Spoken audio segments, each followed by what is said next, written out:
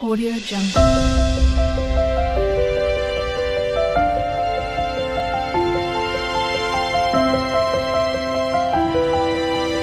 Audio Jungle.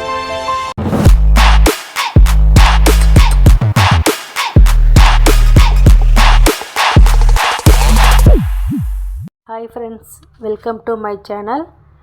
நம்ம இப்போ என்ன வீடியோ பார்க்கலான்னா டெலிகிராமில் நேமுக்கு பின்னாடி எப்படி ஸ்டாஃப் ஐடி போடுறதுன்னு பார்க்கலாம்.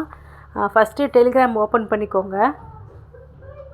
டெலிகிராம் ஓப்பன் பண்ணிவிட்டு இந்த கார்னரில் 3 கோடு இருக்கு இல்லைங்களா, அது டச் பண்ணுங்கள்.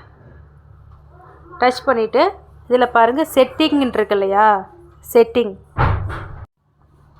இந்த செட்டிங் வந்து டச் பண்ணுங்கள்.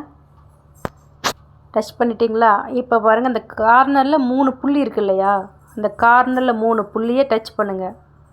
இதில் எடிட் நேம் அப்படின்னு போட்டிருக்கலையே, அதை டச் பண்ணுங்கள்.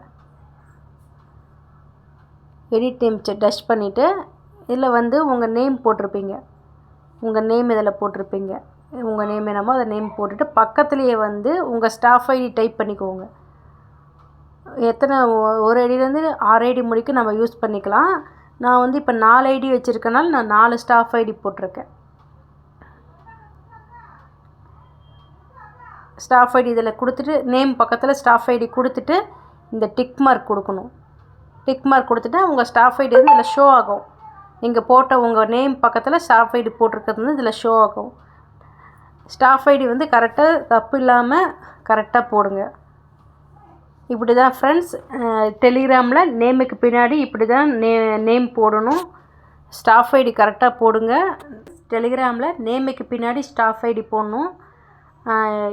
இவ்வளோ சிம்பிளாக ஈஸியாக தான் இருக்குது. எல்லாருமே எஸ்பியூவில் ஜாயின் பண்ண உடனே டெலிகிராமில் நேமுக்கு பின்னாடி ஸ்டாஃப் ஐடி கண்டிப்பாக போடணும்.